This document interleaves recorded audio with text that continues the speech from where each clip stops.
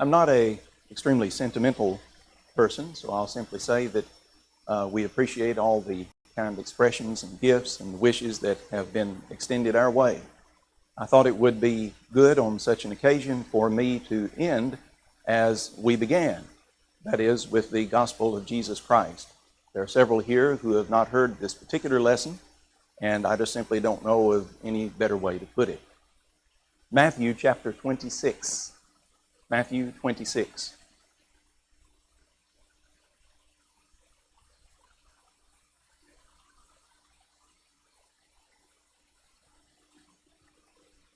It came to pass, when Jesus had finished all these sayings, that he said to his disciples, "You know that after 2 days is the Passover, and the Son of Man is delivered up to be crucified."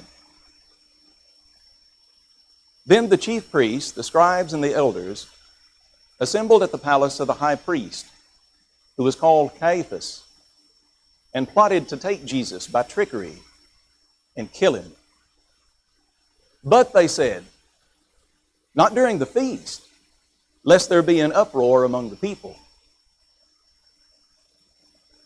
Now when Jesus was in Bethany, at the house of Simon the leper, there came unto him a woman, having an alabaster flask of very costly, fragrant oil, and she poured it on his head as he sat at the table. But when the disciples saw it, they were indignant.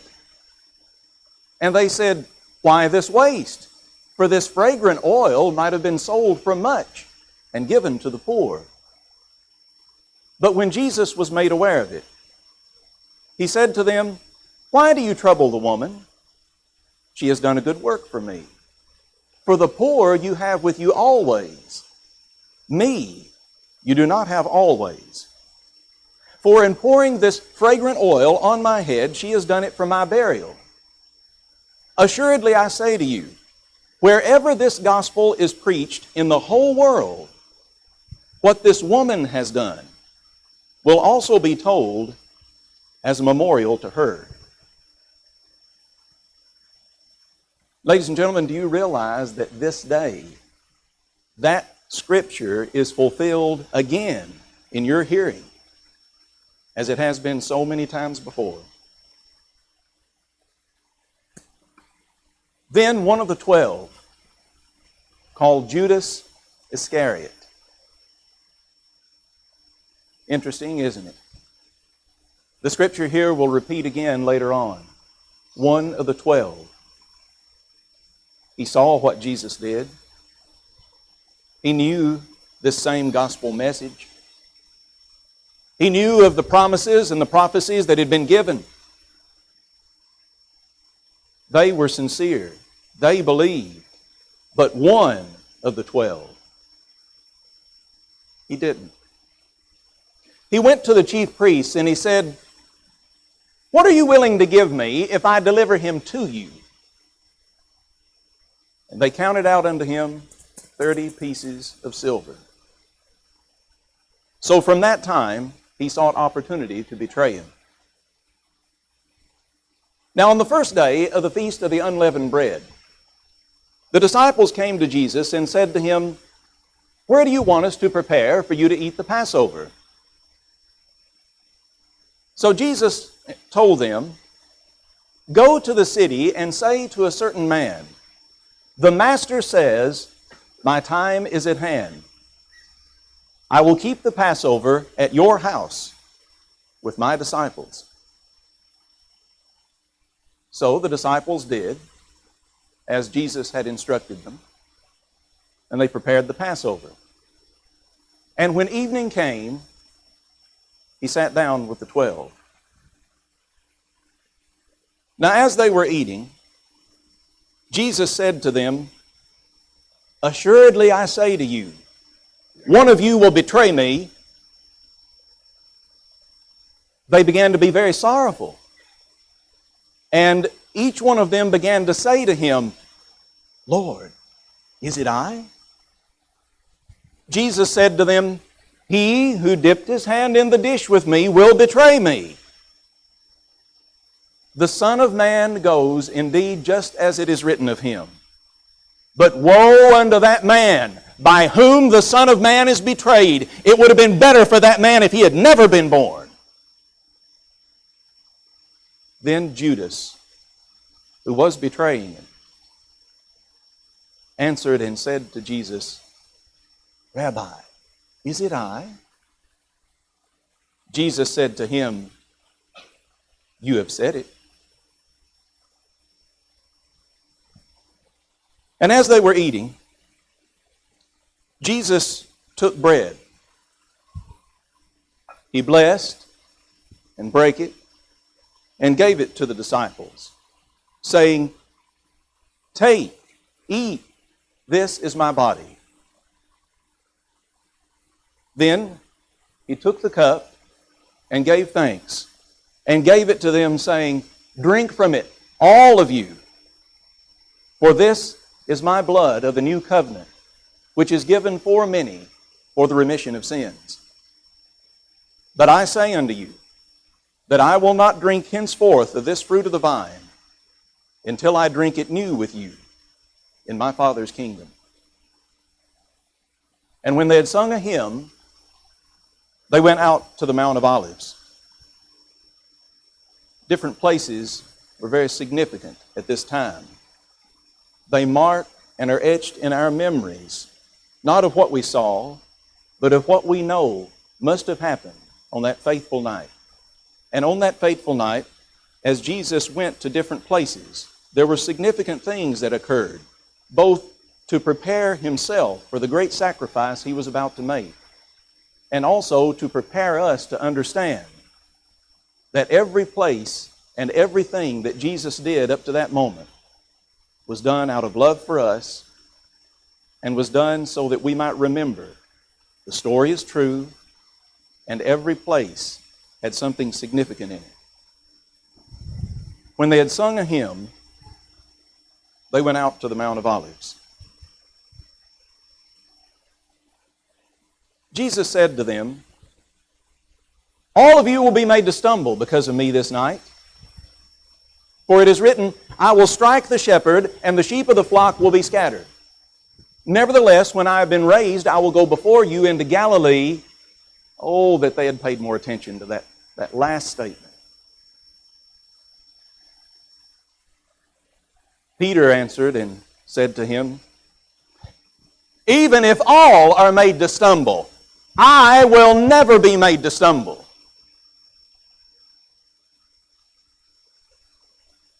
Jesus said to him, Assuredly I say to you, this night before the rooster crows, you will betray me 3 times. Peter said, even if I have to die with you, I will not deny you. So said all the disciples.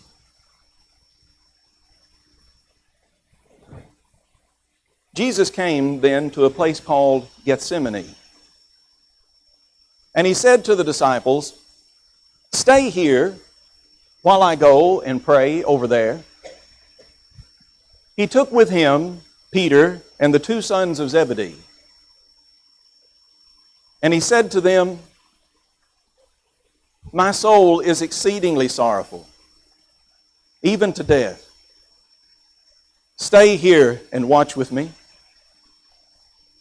He went a little further, and he fell on his face, and he prayed, saying, O my Father, if it be possible, let this cup pass from me. Nevertheless, not as I will, but as you will. He came back unto his disciples, and he found them asleep. And he said to Peter, What, could you not watch with me 1 hour? Watch and pray, lest you enter into temptation. The spirit indeed is willing, but the flesh is weak. Jesus went again and prayed the second time, saying, O my Father, if this cup cannot pass from me, unless I drink it, thy will be done. he came back to his disciples and found them asleep again, for their eyes were heavy. So he left them. He went away and prayed again the third time, saying the same words. Then he came back to his disciples and said, "Are you still sleeping and resting? Behold, the hour is at hand, and the Son of Man is being betrayed into the hands of sinners. Rise, let us be going. See, my betrayer is at hand." While Jesus yet spake, behold, Judas, one of the 12, with a great multitude, with swords and clubs, came from the chief priests and elders of the people. Now his betrayer had given them a sign, saying, "Whomever I kiss, he's the one. Seize him." Immediately, Judas came up to Jesus and said, "Greetings, Rabbi," and kissed him. But Jesus said to him, "Friend, why have you come?" Then they laid hold on Jesus, took him. But suddenly, one of those who were with Jesus stretched out his hand, drew his sword, and struck off the ear of the servant of the high priest. But Jesus said to him, "Put your sword in its place, for all who take the sword will perish by the sword. Or do you think that I cannot now pray to my Father, and He will provide me with more than 12 legions of angels? How then could the Scriptures be fulfilled that it must happen this way?" In that hour, Jesus said to the multitudes, "Have you come out against me, as against a robber, with swords and clubs to take me? I sat daily with you teaching in the temple, and you did not seize me. But all this was done, that the Scriptures of the prophets might be fulfilled." Then all the disciples forsook him and fled. All of them. Those who had laid hold on Jesus led him away to Caiaphas the high priest, where the scribes and elders were assembled. But Peter followed him at a distance to the high priest's courtyard, and went in and sat down with the servants to see the end. Now the chief priests, the elders, and all the council sought false testimony against Jesus to put him to death, but found none. Yea, though many false witnesses came forward, they found none. At last 2 false witnesses came forward and said, "This fellow said, I am able to destroy the temple of God and build it in 3 days." The high priest arose, and he said to Jesus, "Do you not hear what these men testify against you?" But Jesus kept silent. You remember it said in the Old Testament, "As a lamb brought before its shearers is dumb, so he openeth not his mouth." The high priest then said to Jesus, "I put you under oath by the living God. Tell us if you are the Christ, the Son of God." Jesus said to him, "It is as you say. Nevertheless, I say to you, hereafter you will see the Son of Man standing at the right hand of the power and coming in the clouds of heaven." The high priest tore his clothes, and he said to them, "He has spoken blasphemy. Look now, you have seen his blasphemy. What do you think?" They answered and said, "He's guilty of death." Then they spat upon Jesus, and they beat him. And they struck him with the palms of their hands, and they said, "Prophesy to us, Christ. Who's the one who struck you?"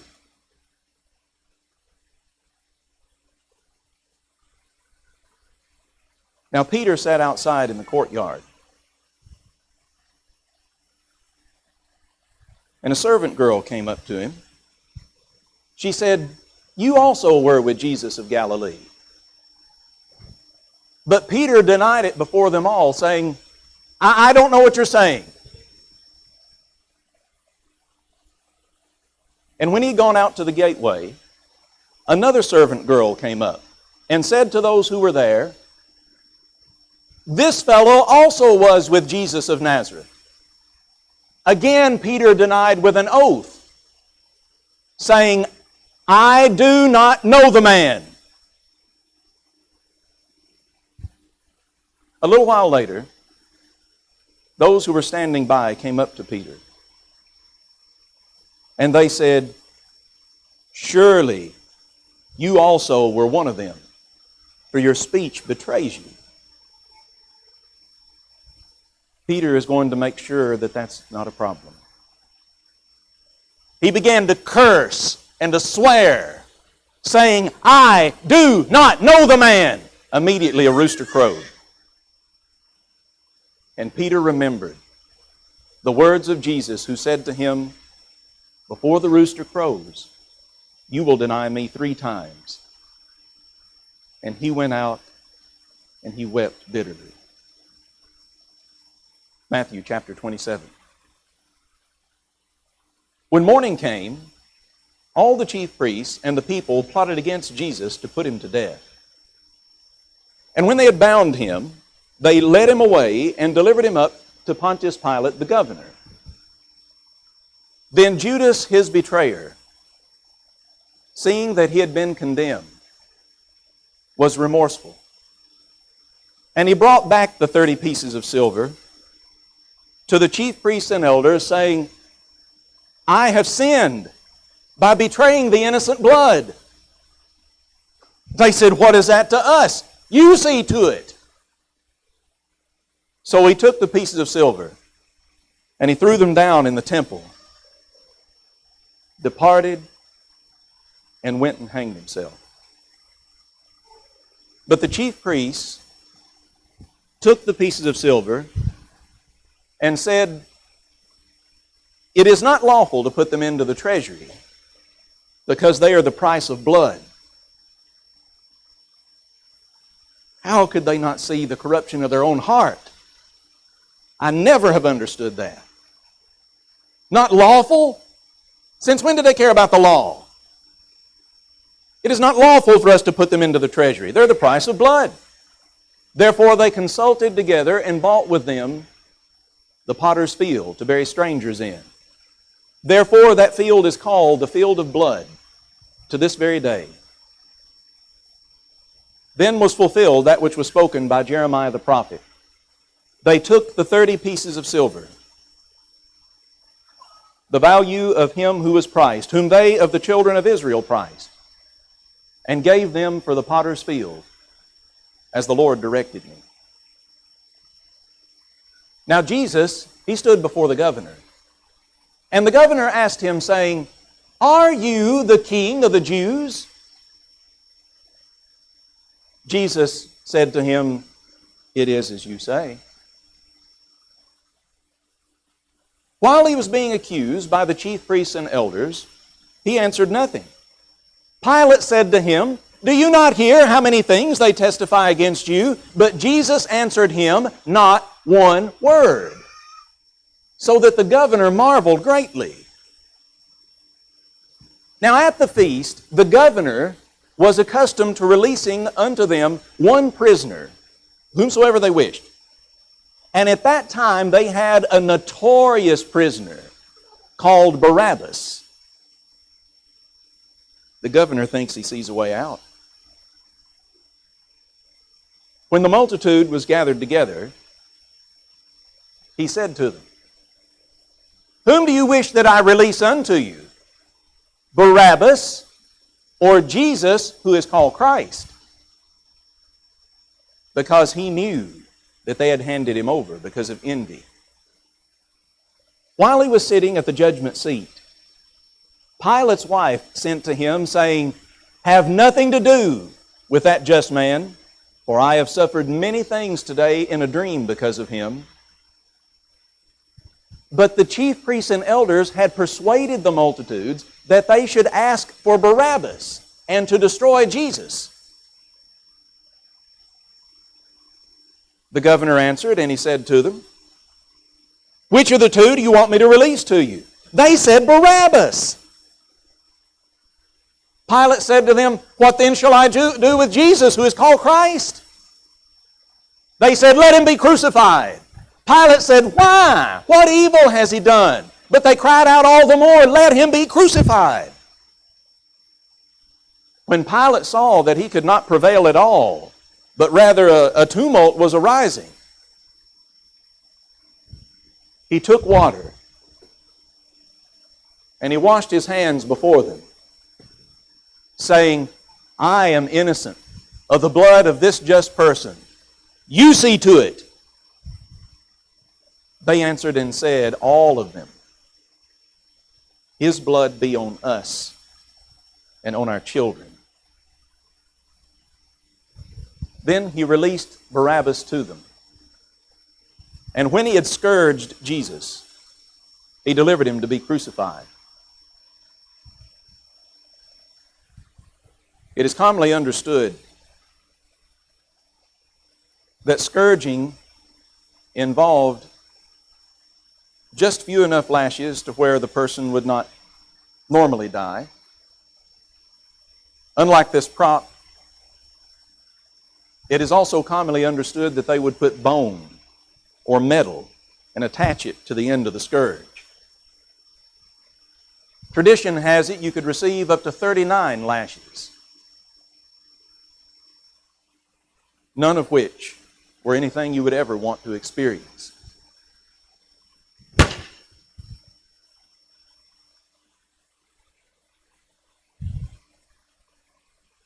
Here Jesus is, the Son of the Most High.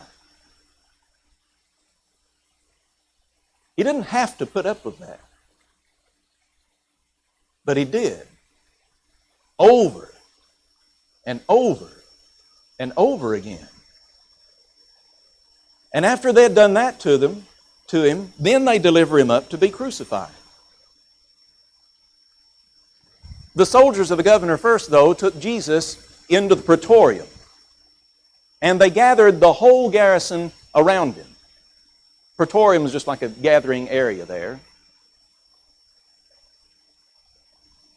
They took his clothes off of him, and they put a scarlet robe on him. And the soldiers platted a crown of thorns, and they placed it upon his head. And they put a reed in his right hand.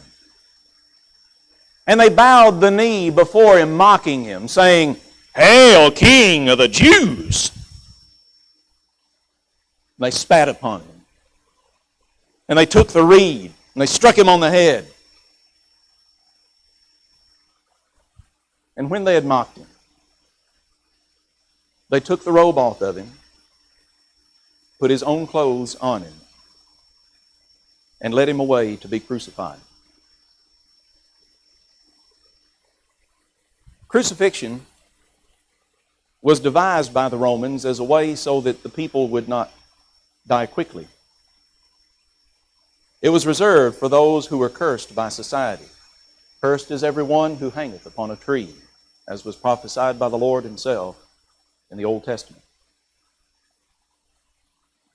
They would typically take and make a hole in the ground and put a beam within it. Just a rough lumber beam, a piece of wood. And then the cross beam was taken to that area.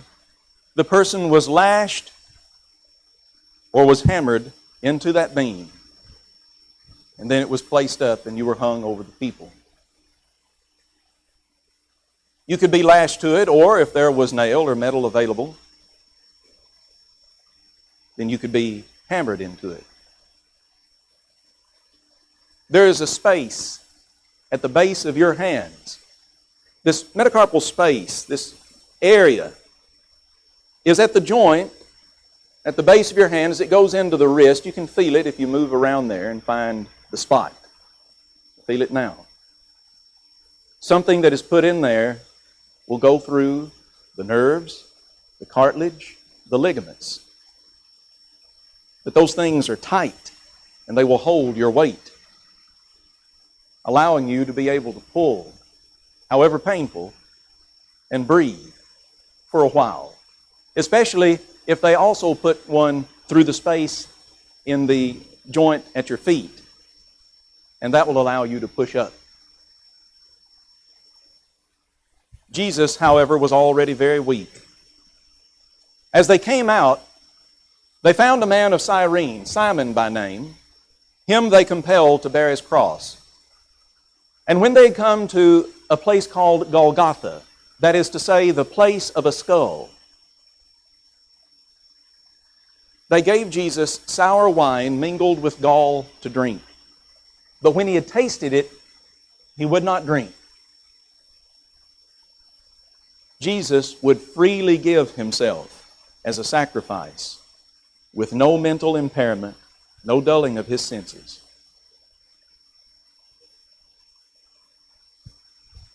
Then they crucified him.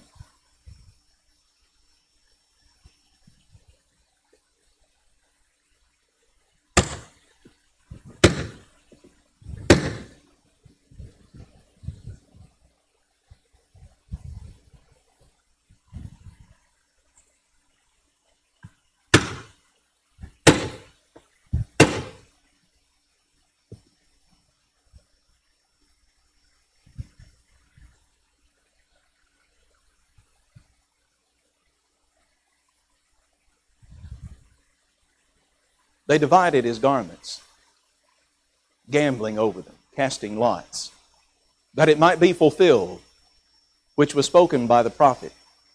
They divided my garments among them, and for my clothing they cast lots.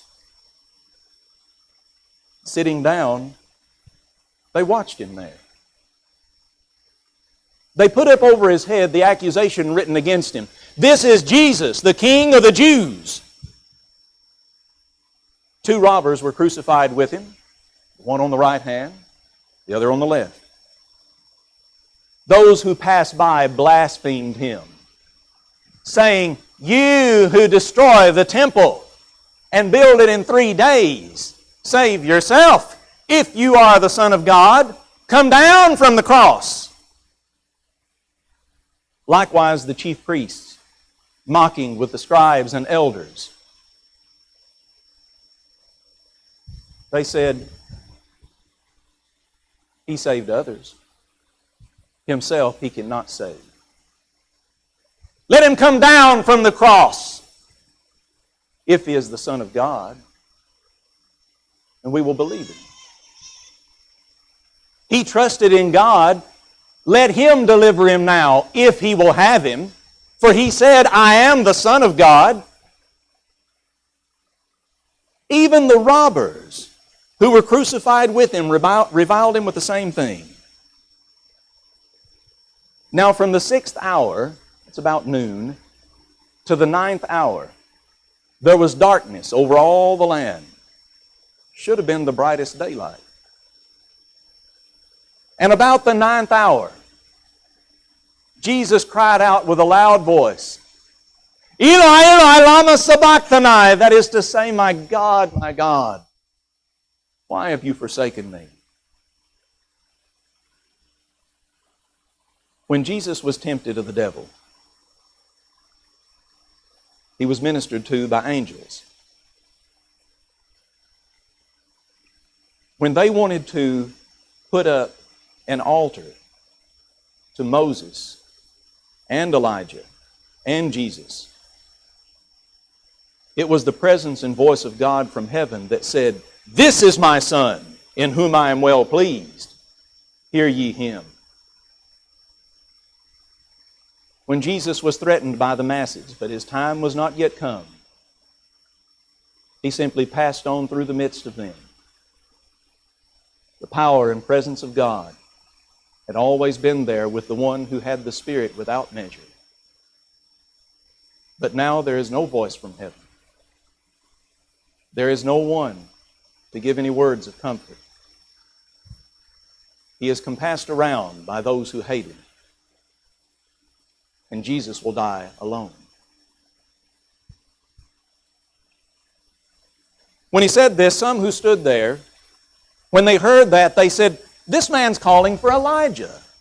Immediately one of them ran and took a sponge, filled it with vinegar, put it on a reed, and offered it to him to drink.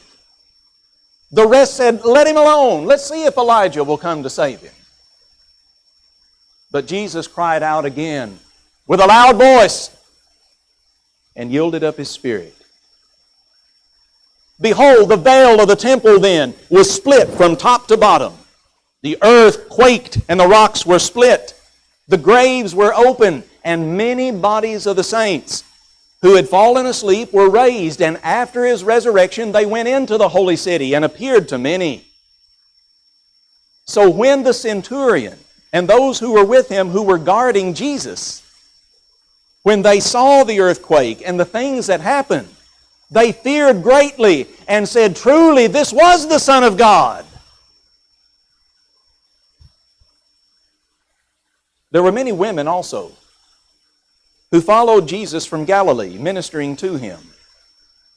Among them, who were looking on from afar, Mary Magdalene, Mary, the mother of James and Joseph, and the mother of Zebedee's sons.